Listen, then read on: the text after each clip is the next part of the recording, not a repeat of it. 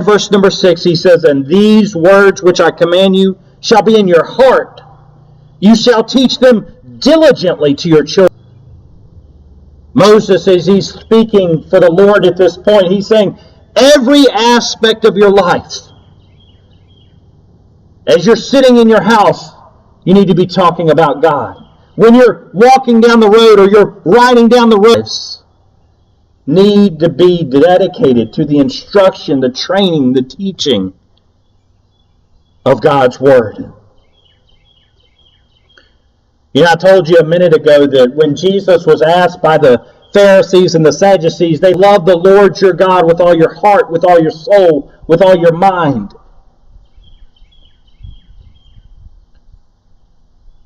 He told us what it meant to be a follower of God, that we have to love the Lord with all of yourself. The instruction that He places in our hearts, the instruction that He's placing in our lives. We as the church have been called to the mission of loving God and loving others. And we as parents have that responsibility to teach that to our children, to love God and to love others. So the first area that I wanted us to see this morning when it comes to the importance of fathers is the importance of training and teaching our children with our words. The second lesson I'd like us to see this morning is the importance of training our children with our time. Robert Schuller, who's the pastor of I chose to fail at golf because I wanted to succeed at being a father. Though he loved golf, so he gave up his hobby. That asks the question of us this morning. When you're walking along the road, when you lie down and when you get up, tie them as symbols on your hands, as bind them on your foreheads. Write them on the doorposts of your house and on your gates. Dads, do you know what is important in your life today? Look at your calendar. Look at the appointments on your phone. Look at the different schedule that you have. What is your time devoted to? And does that line up with what's truly important? Unfortunately, many dads say by their time that they love their jobs, they love their hobbies, they love in their but that doesn't match up with the commitment of their time. When we the priorities and the focuses of our life. I once read a story of a little girl who was asked, she asked him, she replied, "Quality time, Dad, and lots of it." I read a story of a little girl who had drawn a picture. She went to her father, into his office, and crawled onto his lap and said, "Daddy."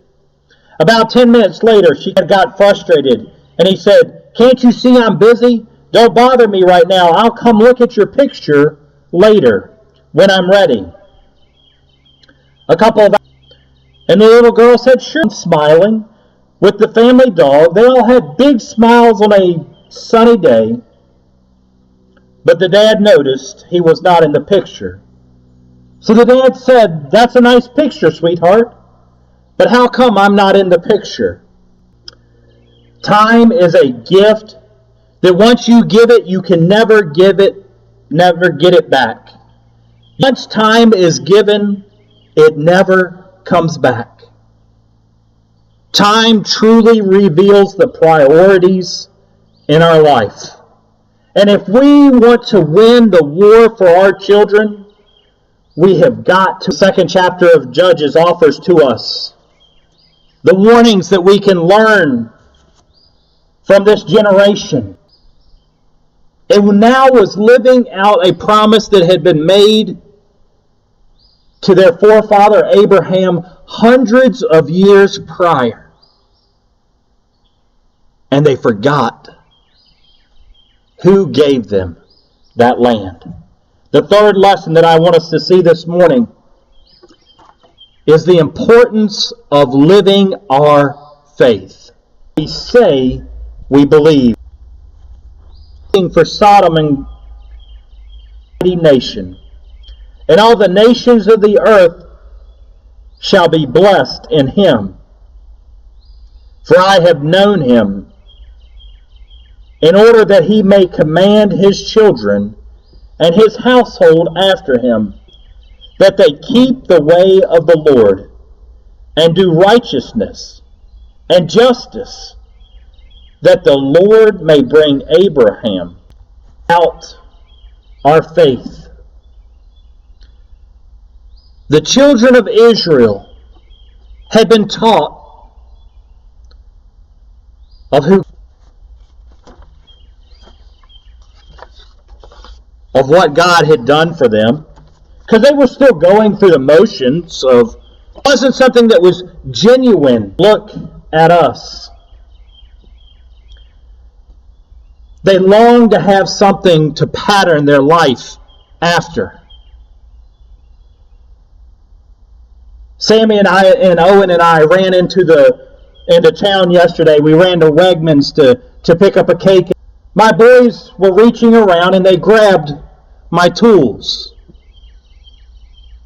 because they wanted to play with them. They wanted to be like their father. And Sammy picked up a pair of pliers and he figured out how to open them up. And Sammy said, well, you're going to have to figure that out. And sure enough, Owen figured out how to get the lock off them and be able to operate the pliers. Because he was using my hands and he wants to pattern his life after me. He'll repeat the words that I say.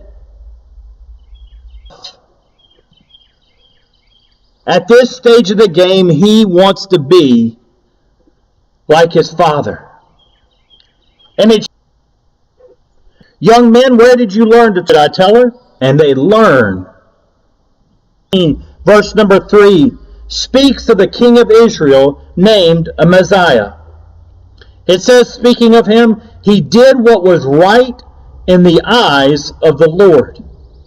In everything, he followed the example of his father Joash. The question I have for you fathers, you parents here this morning, what kind of example? One thing, but your life, live your life. Are you to be? It isn't always what is best, and it isn't always pleasing to God. There are some of you here this morning and some that may all that great. Difficult. How can you go through a life something to you? God calls the church his family. And here this morning there are lots of good, godly fathers. I would suggest that you go and adopt a dad. Not literally. Say, can you be my dad and move in with us? You know how to.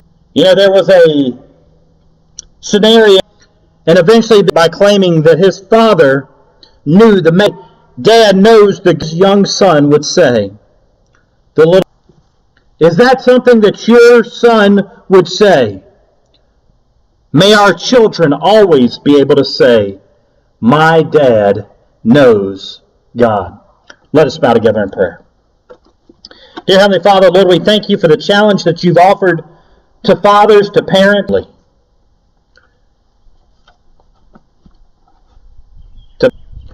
with our words and the tenets of faithful followers